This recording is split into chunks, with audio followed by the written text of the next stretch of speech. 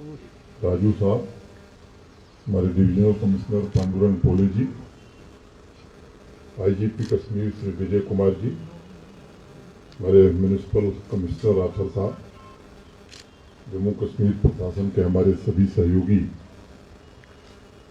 सभी corporators, media के मित्रों, गणमान्य अतिथिगण, देवियों तथा सज्जनों,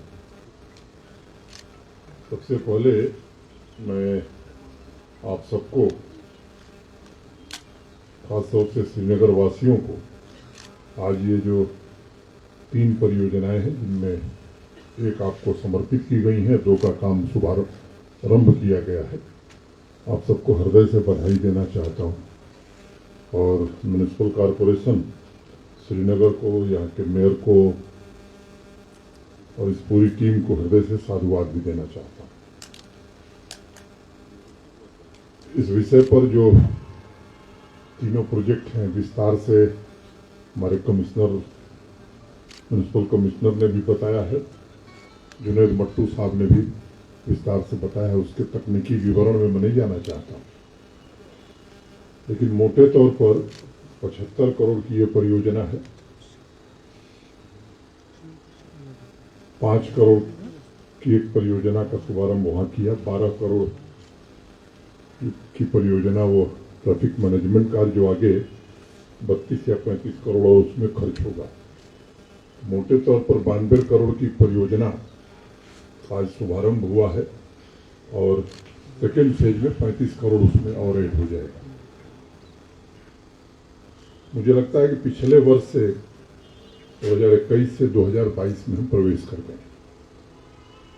एक बात जो सामान्य रूप से संतोष देती है, इस बार सड़क, पानी और बिजली, इन तीनों विभागों ने और म्यूनिसिपल कॉरपोरेशन ने जिस तरह से इस पूरे ठंड के मौसम में काम किया है और यहाँ के सामान्य नागरिकों के जीवन की सुविधाओं का ध्यान रखा है, उसके लिए मैं इन तीनों विभागों में काम करने वाले अपने सभी साथियों को मैं हृदय से बधाई देना चाहता हूँ। पिछले साल मुझे याद है, मैं गुलमर्ग जब गया था विंटर स्पोर्ट्स के लिए, तो एक बात मैंने कही थी कि वादी के लोगों ने बर्फ और बिजली एक साथ पहली बार देखी। आज मैं कह सकता हूं कि पिछले साल की तुलना में भी 15% बिजली इस विंटर्स में कश्मीर डिवीजन में हमने ज़्यादा दिया है और ये हर साल एक नया बेंचमार्क स्थापित करने की कोशिश में हम सब हैं। चाहे वो स्नो क्लियरेंस का मसला रहा हो या वाटर सप्लाई का, लोगों की सुविधाओं को ध्यान में रखते हुए, ताकि सामान्य आदमी का जनजीवन कठिनाइयों में भी ठीक से चल सके, इसकी कोशिश की गई है। स्मार्ट सिटी के अंतर्गत जिन प्रोजेक्ट्स का शिलान्यास और उद्घाटन हुआ है, उसके लिए मैंने बधाई पहले दी है। आम नागरिक की सुख सुविधाओं के लिए जो कदम उठाए गए हैं, मैं उम्मीद करता हूं कि नए संकल्पों के साथ नए वर्ष में हम इसे पूरा करेंगे। मुझे लगता है कि स्मार्ट सिटी कोई अलंकरण नहीं है, हिंदी में अलंकार कहते हैं, अंग्रेजी में उसे फिगर्स ऑफ स्पीच कहते हैं। ये इंफ्रास्ट्रक्चर बेहतर करने तथा शहर के नागरिकों की आकांक्षाओं को पूरा करने का एक जन अभियान है और इसलिए लक्ष्य तक हम तभी पहुंच सकते हैं जब लोगों की भागीदारी होगी।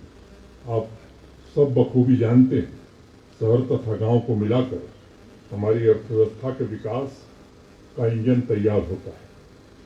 शहर के हर एक नागरिक के भौतिक, सामाजिक और आर्थिक जीवन में सुधार हो, मैं मानता हूं कि स्मार्ट सिटी का लक्ष्य यही होना चाहिए और इसी दिशा में काम हो रहा है।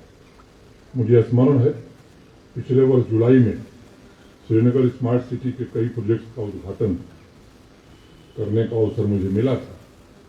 उस समय भी मैंने एक बात दोहराई थी, यहाँ के सभी नागरिकों को बेहतर जीवन स्तर प्रदान करना, स्वच्छ और सस्टेनेबल वातावरण तैयार करना, ये इस प्रशासन की प्राथमिकता है।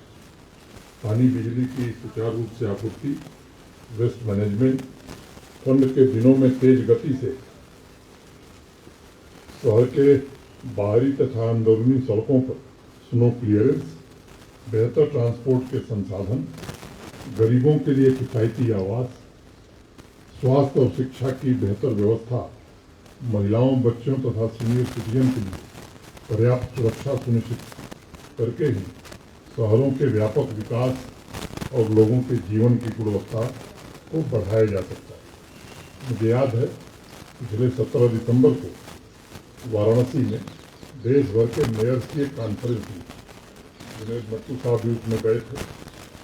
उस सभा को संबोधित करते हुए भारत के सम्माननीय प्रधानमंत्री श्रीमान नरेंद्र मोदी जी ने एक बड़ी महत्वपूर्ण बात कही और उन्होंने कहा था कि हर शहर की एक परंपरा होती है और उसका विकास भी पारंपरिक रूप से होता है। शहरों को विकसित करते हुए परंपरा की उस विरासत को सहेजना ये अत्यंत आवश्यक होता है। मुझे खुशी है इस बात की, अभी मट्टू साहब ने जिक्र किया साबरमती रिवरफ्रंट, मैं इससे इत्तेफाक नहीं रखता। साबरमती रिवरफ्रंट जरूर विकसित हुआ है, देखने में अच्छा लगता है, लेकिन अहमदाबाद की जो सांस्कृतिक विरासत है उसका ध्यान वहाँ नहीं रखा गया है। और आज जिस काम का शुभारंभ हुआ है, मुझे संतोष इस बात का है कि स्मार्ट सिटी में काम करने वाले हमारे साथी और केशव वर्मा जी नहीं है, मैं उनका भी स्मरण करूंगा। इन लोगों ने इसका भी ध्यान रखा है, यहाँ की जो परंपरा है उस परंपरा को भी बनाए रखा जाए और ये निश्चित रूप से बधाई की बात है। अंग्रेजों के ज़माने में श्रीनगर के विश्व के अनेक शहरों से तुलना करने की बहुत कोशिश हुई। जितने भी ब्रिटिश राइटर आए उनमें से ज़्यादातर इस शहर की तुलना वेनिस से कर गए, लेकिन अंग्रेज राइटर हैं स्कॉट, उन्होंने 1920 में पुस्तक लिखी और उसमें लिखा कि इस शहर की तुलना किसी दूसरे शहर से नहीं की जा सकती। ये अपने आप में अनोखा शहर है, जहाँ की नदियों और मिट्टी में सर्वधर्म समभाव की खुशबू आती है। एथेंस, फ्लोरेंस, वेनिस से इस शहर की तुलना उन्होंने कहा कि की नहीं जा सकती। स्कॉट ने आगे लिखा है कि श्रीनगर हिंदुस्तान की समृद्ध परंपरा वाहक भी है और परिचायक भी। हम सबकी मिलजुल करके कोशिश है कि उस परंपरा को जीवित रखते हुए श्रीनगर और पूरे जम्मू कश्मीर के अन्य शहरों का विकास किया जाए और आधुनिक समय की आवश्यकताओं को भी पूरा किया जाए। आप सबको मालूम है कि आज़ादी के अमृत महोत्सव में भी अनेक काम हुए हैं और मैं विशेष रूप से उल्लेख करना चाहूँगा कि 25 दिसंबर को सेंट ल्यूक चर्च का 3 दशक बाद क्रिश्चियन भाइयों की पूजा अर्चना के लिए खुलना इसी परंपरा को जीवित रखने की हमारी प्रतिबद्धता का द्योतक है और मैं आप सबको इसके लिए हृदय से बधाई देना चाहता हूँ। मित्रों, झेलम रिवर फ्रंट या पोलो व्यू मार्केट स्ट्रीट का रीडेवलपमेंट प्लान शहर की परंपरा को बनाए रखते हुए श्रीनगर के कोर इंफ्रास्ट्रक्चर को सुंदर और मजबूत बनाना है, ताकि स्वस्थ पर्यावरण के साथ साथ आम लोगों के जीवन में भी गुणवत्तापूर्ण सुधार हो सके। मैं मानता हूं आज हमारे सामने बढ़ती आबादी और तेजी से हो रहे वैश्विक परिवर्तन की वजह से ढेर सारी चुनौतियां, लेकिन बेहतर सेवाओं, बेहतरीन योजनाओं और गुड गवर्नेंस के द्वारा उनका मुकाबला सफलतापूर्वक किया जा सकता है। आज जम्मू कश्मीर के शहरों में रचनात्मक माहौल बनाने की भी जरूरत है, जिससे ज़्यादा से ज़्यादा जनता की भागीदारी सुनिश्चित की जा सके। आप सब जानते हैं कि मध्य प्रदेश का एक शहर है इंदौर। हर साल देश में जब स्वच्छता का सर्वेक्षण होता है तो इंदौर कई वर्षों से नंबर 1 आ रहा है। यह हमारी सामूहिक जिम्मेदारी है कि हम ये देखें कि भाई इंदौर के लोग ऐसा क्या कर रहे हैं जिसके कारण वो नंबर 1 हो रहे हैं। उनके पास कोई जादू की छड़ी है क्या? रातों रात कूड़ा कचरा वहां से गायब कैसे हो जाता है? अगर इसकी गहराई में आप जाएंगे तो मैं एक बात कह सकता हूं, इंदौर के 20 लाख नागरिकों के पास एक ही जादू है, वह है संकल्प, वह है जन भागीदारी।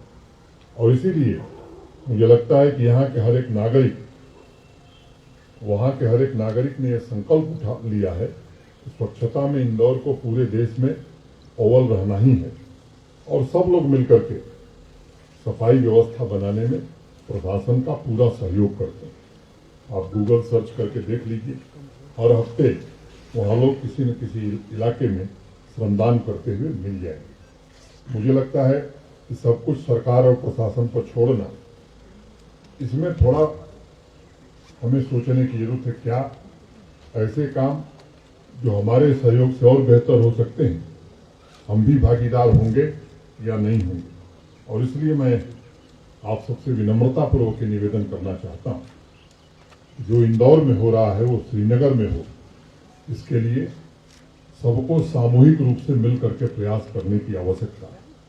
और मुझे लगता है कि अपनी समृद्ध परंपरा को आधार बनाकर शहर के जागरूक नागरिक, कॉरपोरेशन के हमारे सभी चुने हुए प्रतिनिधि और हमारे कर्मचारी, सभी भाई बहन मिलकर के क्या इंदौर के तर्ज पर हम भी कुछ श्रीनगर में कर सकते हैं? क्या लोगों की जन भागीदारी हम बढ़ा सकते हैं? इस पर अब एक अभियान चलाने की जरूरत है। स्मार्ट सिटी का एक दूसरा पहलू ये भी है कि 2-3 साल से लगातार अपने अखबारों के अगर संपादकीय एडिटोरियल्स पढ़े होंगे तो एक बात समझ में आती है कि शहरीकरण और अर्बनाइजेशन एक बड़ा भारी संकट और एक चुनौती बनकर के उभरा है। मुझे लगता है कि मैं इससे इत्तेफाक नहीं रखता हूं। इसे संकट के बजाय अवसर के रूप में देखने की जरूरत है। यूनाइटेड नेशंस की रिपोर्ट के अनुसार 2050 तक भारत की आधी आबादी शहरों में रहने लगी। इसके साथ ट्रैफिक, प्रदूषण, क्लाइमेट चेंज, पानी की कमी, बिजली, इन जैसी चुनौतियों को शहरों के पुनर्निर्माण और पुनर्विकास का भी से ध्यान रखेंगे हम, तो निश्चित रूप से हमें सहायता मिलेगी।